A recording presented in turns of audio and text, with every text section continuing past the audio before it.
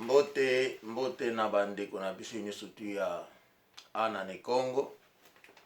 Programme na biso comme d'habitude. Boyebi kinga nazali Toyo ne Congo. Toyo ne Congo ezali ndeke oyo toujours ayaka kopesa sango na mboka na bazali baye.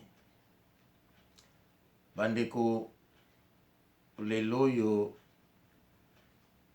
nalingi kaka na fongola bongo ya bandeko mosusu.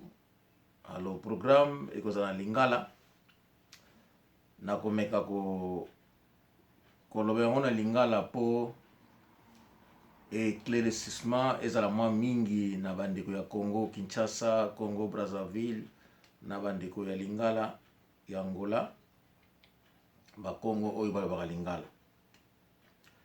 Bandeko canal na biso kombo na yango Ana ne Congo, oyo alingi ko s'inscrire akoti na YouTube, eza nango gratuit. Okay, mbala moko o cliquer na droite na yo esika bakomi subscribe, ofini kaka okomona ekomi kombo na yo, okomi kombo na yo, eza nango gratuit. Chaque fois vidéo ya sika ezali okomona yango directement na mire na yo, comme ça otala otia ba commentaire na yo pe o cliquer like. Mais mingi lokola compte na biso ya YouTube batu ya église oyo baza na Angola, kombe ya église Imut, pasteur wana komoka malandwa akotisi batu parce que na dévoilaki ba secret na ye mingi. Alors akoti na compte na biso to tikile nanu asepela, donc y compris ba email na biso oyo ya canal Ana ne Congo. Donc soki mutu akomi ye azoko intercepter yango po atanga oyo bazali kokomela ngai. To nayebi te bino batu ya mokili soki pasteur akomi na niveau ya kosala bongo, moto wana azali pasteur to azali moto ya motema mabe. Est-ce que moto wana a mérité toujours kozala pasteur? Parce que par exemple na ye bozomona yango déjà yango ba makambo mikolo na ba canal na biso tozali kolobela. Boyebi ke ezali na interdiction pour moto akota na compte ya moto mosusu. Donc na poto ezali crime. Donc moto azali na droit okota na compte ya moto mosusu. Donc ye akoma même kotinda bato bazo kota na ba compte na ngai awasala nyonso tout ake plus loin na bakisi ko sala bataki ya bakisi kotinda ba maladie tout ça. Alors toyebi te nyonso tout wana kaka parce que tozali ko dévoiler ba secret oyo ezali ya mabe, comportement ya mabe vis-à-vis ya batu ya ndako nzambe, vis-à-vis ya ba chrétien. Alors comportement wana biso toko garder yango te, faut to dévoiler yango. Alors bandeko toko sepela mingi ba oyo bazolanda banane na biso, même bato oyo bazali kokomama na canal na biso tomoni eza suko matate parce que même kuna bakeko bloquer yango. Donc akomi na niveau ke a surveiller ka biso soki to sali vidéo, faut vidéo na ye a bloquer yango si to soki zoko parler sur l'église na ye. Mais biso toko lembete tozali ko sala diffamation te ndenge ozali kofunda, ozali ko loba ko komela biso parce que bato baza na mboka bayebi te ke ozali ko sala effort okanganga monoko parce que je suis en train de dire la vérité. Mais vérité na ngai eko rester vérité, rien que la vérité. Ndenge na lobaki naza disponible na kende na ba tribunaux bipa boko kende na nga naza na ba témoin oyo bakoya ko témoigner eza na Angola comme eza na poto. Donc partout naza disponible na kende. Nazo sala diffamation te ndenge boza koloba yango, mais je ne dis que la vérité. Yango wana tozali kosenga na ba pasteur nyonso bolanda exemple ya église universelle oyo ya Angola. Ba pasteur na bango ba telemaki po ba dénoncer ba mauvais comportement, ba mauvaise pratique oyo ezalaki koleka na église universelle ya Angola. Et vous avez vite compris la suite.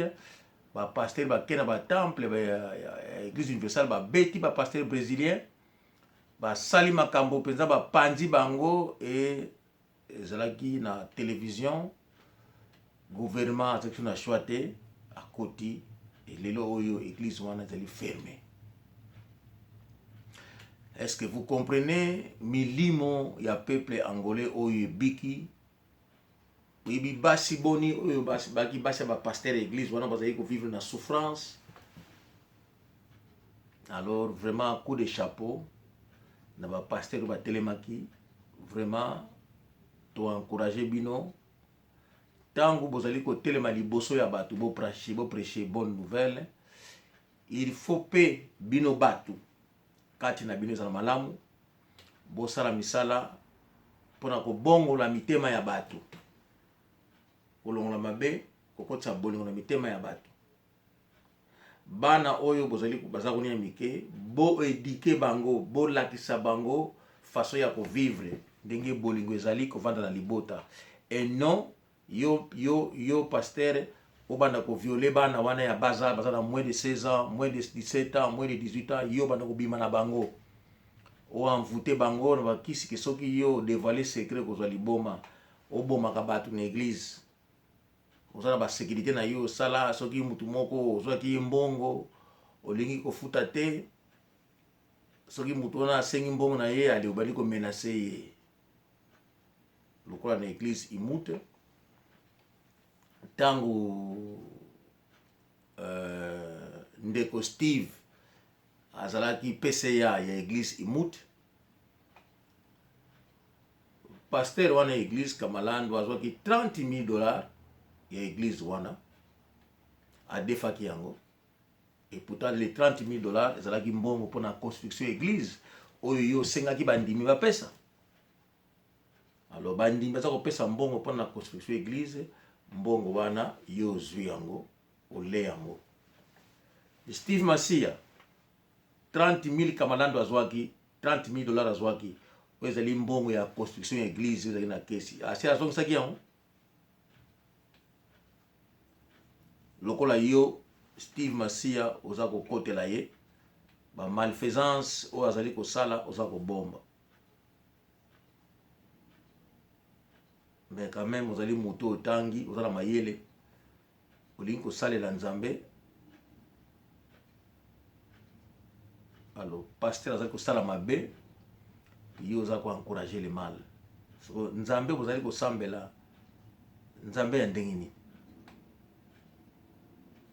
Bana bazozwa liboma na kati église na bino bolingi te ke police to gouvernement acha maboko na mutu ene mabe aza na kati. Sko ngai mutu nasala diffamation na tuni yo Steve Masia tangu yo ozalaki PCA ya église imute bozwaki mbongo bosengaki bato ya église $45,000 $30,000 Kamalandu azwaki asi azongisa $30,000 wana oyo ezalaki mbongo église botonga église non azongisi te. Est-ce que aussi informé ba membre église tango yo longwe PCA Antonio azalaki nouveau PCA ye mtu remplaçaki soko Antonio na tuni yo Kamalandu azwaki $15,000 mbongo na yo en tant que PCA. Mbongo wana Kamalandu asi azongisi yango donc total $45,000 mbongo ya église bozali kosenga bandimi po botonga église epai ya Steve Masia ozwi $30,000.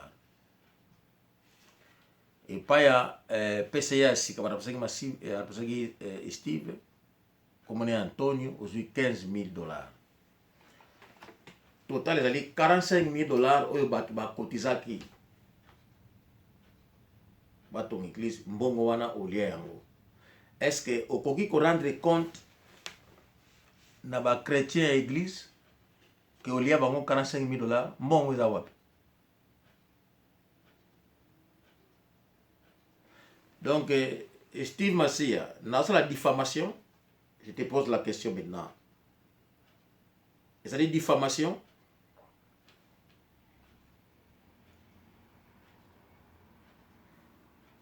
Ozali pasteur oza kozwa mbongo bandimi ote tosalaka commerce na nkombo ya église tosomaka bavoiture eyaka totekaka tokabula baintere. D'accord? Est-ce que vraiment ezali rôle ya pasteur ozoka mbongo na bandimi osalaka nango commerce? Vraiment. Alors soki bambongo wana ozwi yango oza kozongisa te. Bandeko wana baloba te, soki balobi okobomisa bango.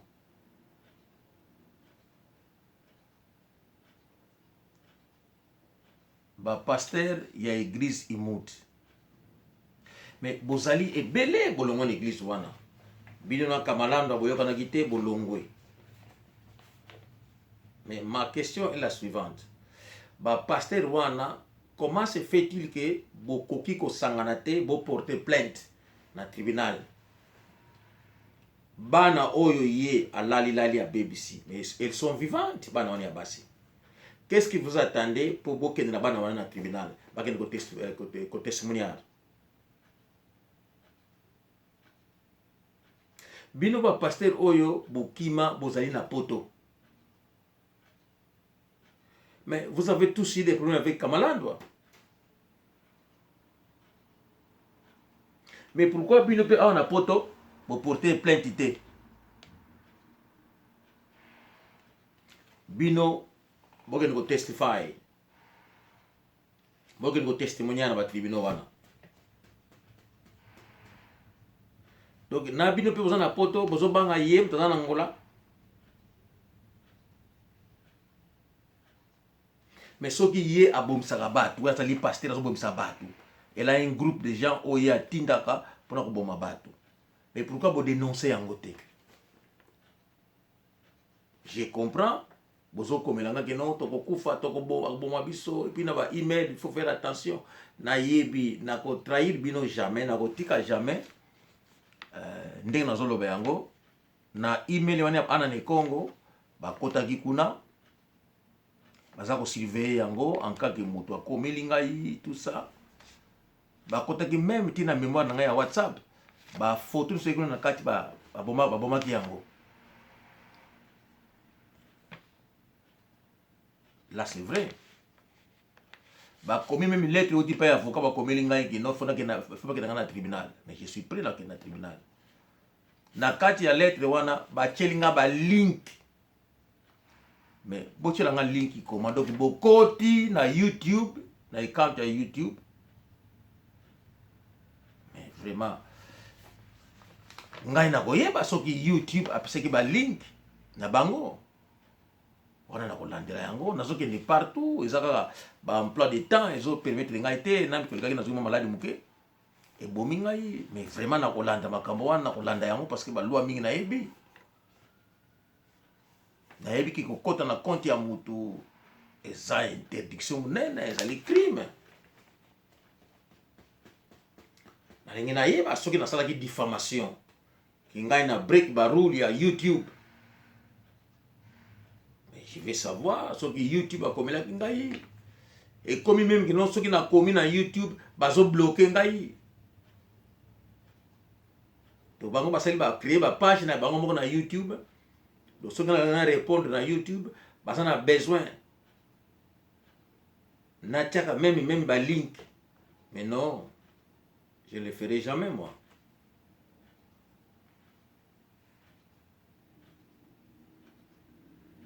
Donc bandeko na ngai soki bomoni nga na bimi milimo ya bato ebele bazo vivre na bandage na Angola wana bazali ko souffrir parce qu'ils ont peur ya pasteur wana ya église imut a violé bana mususu ba bango misapi basi mususu baza wana bazali ko travailler na ordre na ye. Voilà un pasteur asa na caméra na salle de bain na ye ti na bureau ni kuna na se atraka bana basi oyo bayaka na ndako ya pasteur ko sala misala tant baza ko sokola aussi ma biloko te boke nani ko sokola na nzoto na bino avant de sala misala na ndako na ngai. Et puis lui il est assis dans son bureau, il regarde.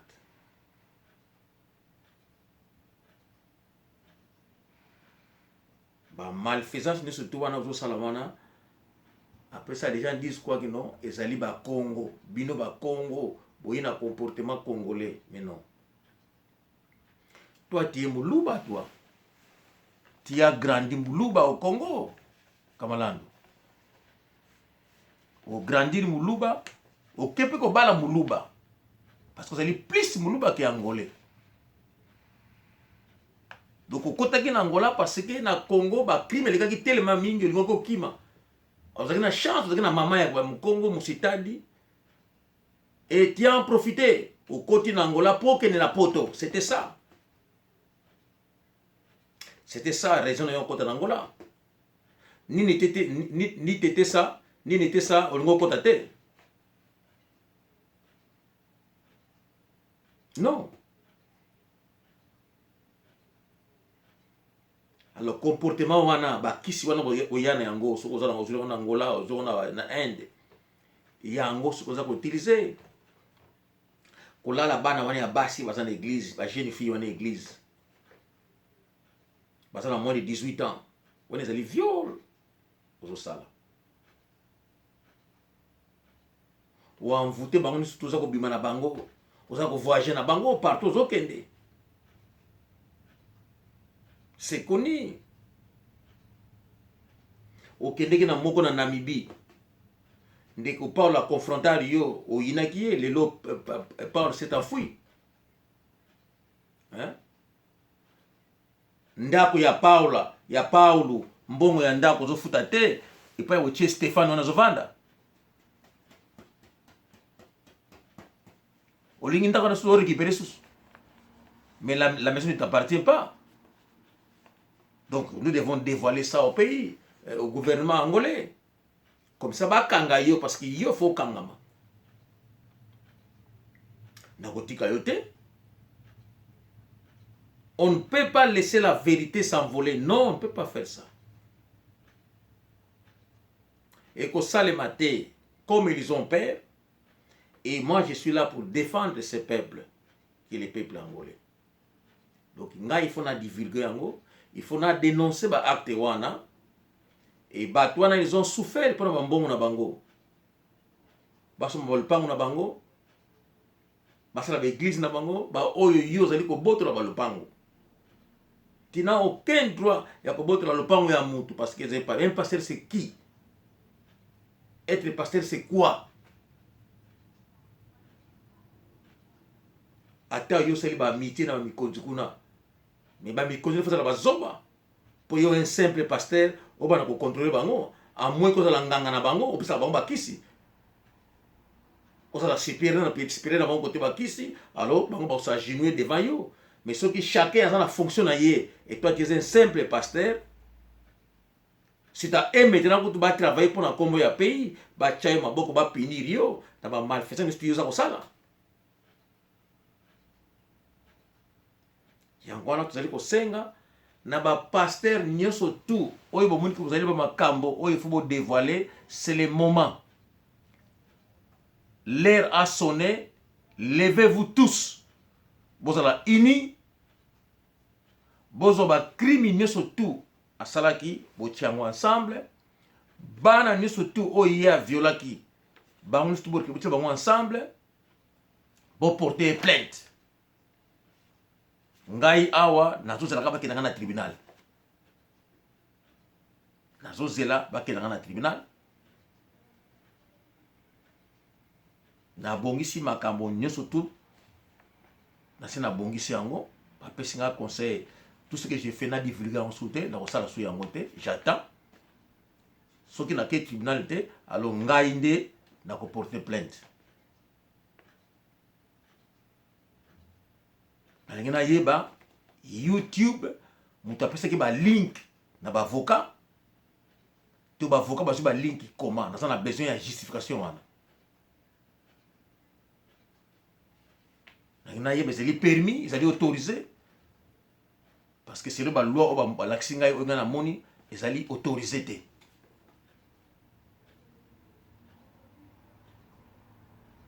lokola oyo nazoloba eza nango bavérité te mais nini ezali koblesse ye namoni te église universale ekota na YouTube yango bakanganga YouTube namoni yango te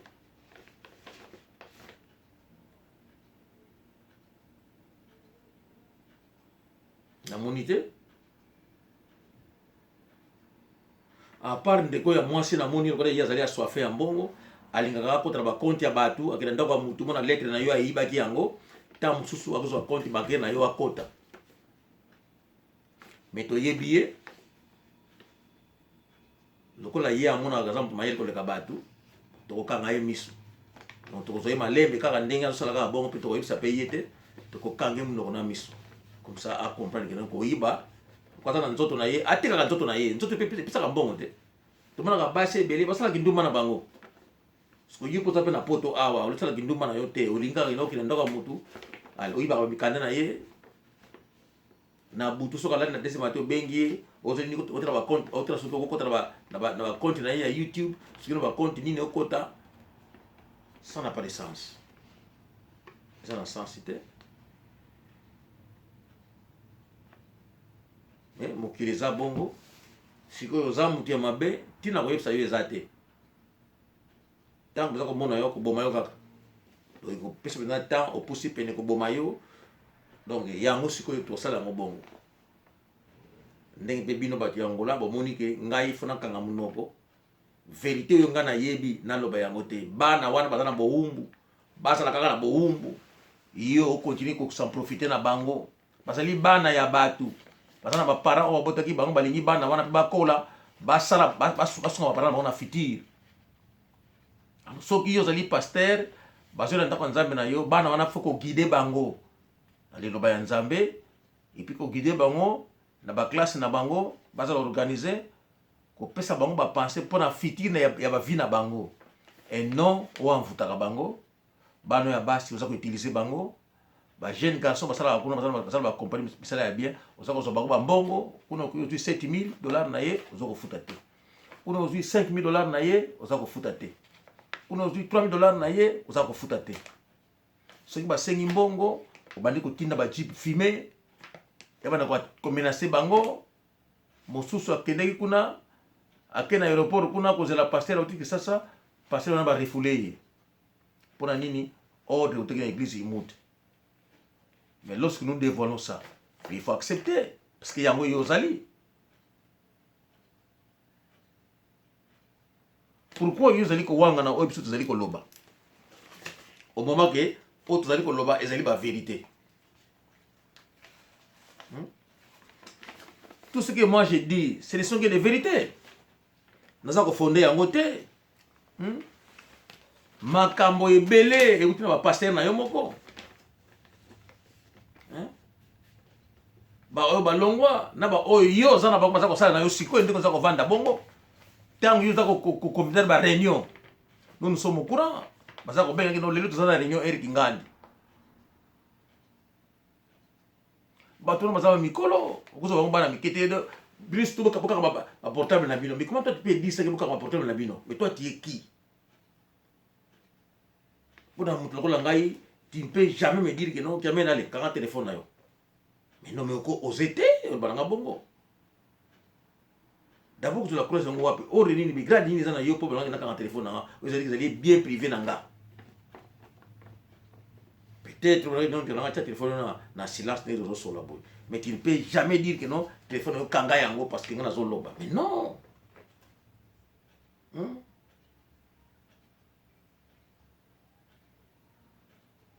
Moi, je ne pense pas que Kamalano yo, que même que oser voir na yo devant Gaï peut-être au ganga. Mais non, parce qu'on a dévoré yo. Je te jure, moi. On a respecté en tant qu'humain, on se respecter en tant que adulte. Mais on n'y a jamais une imposition, me dire parce que je suis pasteur, je te dis de faire ça. On a dévoré yo. Je te dis, Kamalano, on a dévoré yo.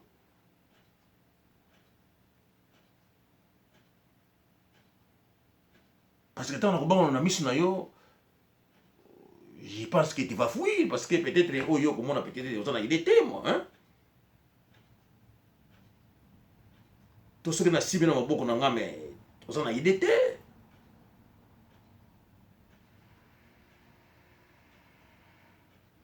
Non, non, non, non. Écoute, on a un peuple.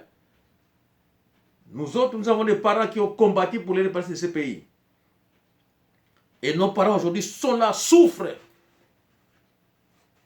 Ba Santomé, ba Caverné, ba Ekarta Bango. Et ba tout ba Bundi pour l'Angola là. Nandimiti que les lots d'ingénieurs sont aboyés et viennent nous dire que ça sonne dans la sauce. J'ai doute fort. Mais ce sont des filles qui ont donné leur vie pour l'Angola wana. Ba Ekarta Bango, ba nous dit que ça sonne dans wana. Namoni papa capitaine Jean-Baptiste a koufi pour un souci, mais il a donné toute sa vie pour l'impela. Puis ça va oncle nous va voir que parce que ba ta namoni bango ba ndenge finazo courir derrière bango. Mais les ba Ekarta Bango hein. Les gens qui sont venus de Saint-Thomas, qui n'ont rien à voir avec l'Angola des Guinéens. Aujourd'hui, ces gens-là jouent là-bas. Parce qu'ils sont en Mongo.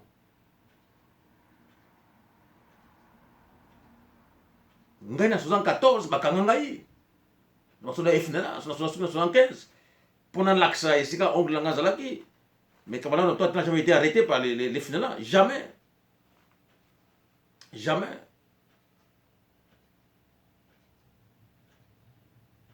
Je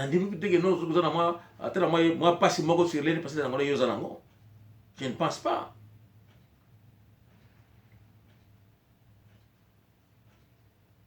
Là, c'est pour te dire que faut ça la kebayo. Ce comme nous disons amour anglo mais tu restes au Congo, tu es Moulouba, tu restes là, les Balouba c'est des Congolais. Hein, aucun nakasai, ceux qui na kuna wapi, kuna ko travailler kuna. Oko yana ngola teke no, obana ko saka na bato yo peuple yo babundi ba souffrir et to lingi lelo ki no mboka wana peto za malamu. Parce que biso ça na éducation mususu, l'éducation angolaise, l'éducation est différente de l'éducation congolaise.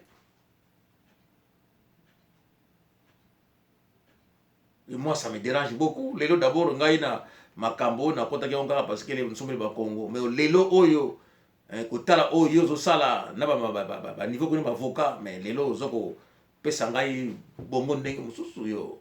Yo za mo beto masasi so yebite.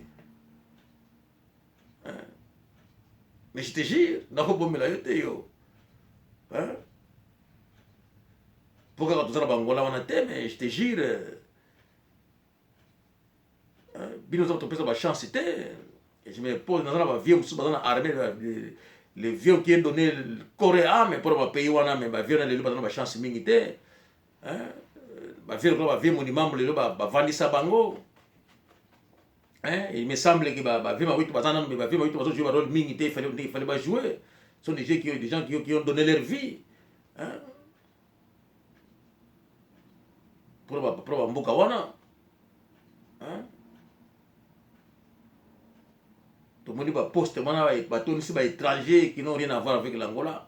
Ba ko kota d'un coup, ba courmité moi vite fait ba poste. Et bino vous avez kota sima na bango, vous faites du mal au pays, vous faites souffrir des parents, les parents sont côté na bana na bango. Moi na comme na âge mo pas moi na zeli boma. Parce que un pasteur zeli ko sakanaye, ko manipuler, ko côté na bakisi pour intérêt bango personnel. Et les parents ont beaucoup souffert pour nous moi na ko la sunga bango, comme na katika de moi na zeli boma. Parce que papa wana bazana parole te, ba yebite nani balelela, nani basenga sunga bango basala bango secours azate. Mais non, moi je ne peux pas te pardonner toi. Na nyoso to na yebi sa l'église wana malfaisance, mais non, mais toi, tu seras pas pardonné, toi. Il faut l'État récupérer. Yo. Je ne suis pas de l'église, je n'ai rien à voir avec l'église, mais j'ai à voir avec le Messie, qui est le malfaiteur.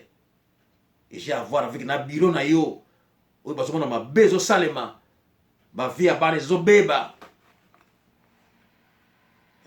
Il y a des basses là-bas qui n'ont pas de banque, qui ne sont pas de vierge. Et maman dénoncer en côté, c'est grave ça. C'est grave. Ils ont tout dit. Mais mes parents vont se lever.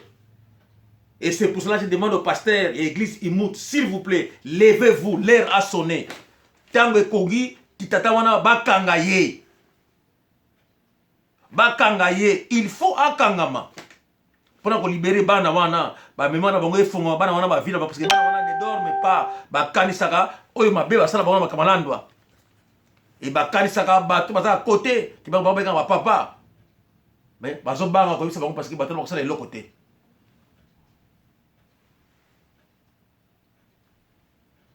Bandeko, nazali kosenga na bino, baboti, parents oyo bana na bino, expliquaki bino, oyo Kamalando asalaki na bana na bino ya basi.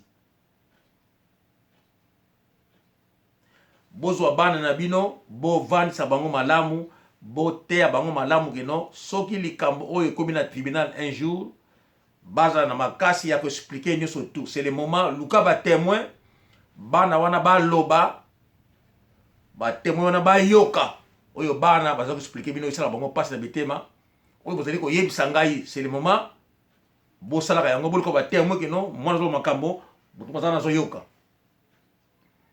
potango ekoma que non que makambo ekomi na président de la République ya Angola que gouvernement autorisé mutona kangama bozana moyen au na tribunal bo lo ba biso tout bo testimonier na tribunal yango nazali ko senga bino. D'ici peu, nous allons tout changer dans le programme de la BISO parce que tu es bloqué par tout, tout est bloqué. Pour que madame on a besoin de tout. À tel ordre.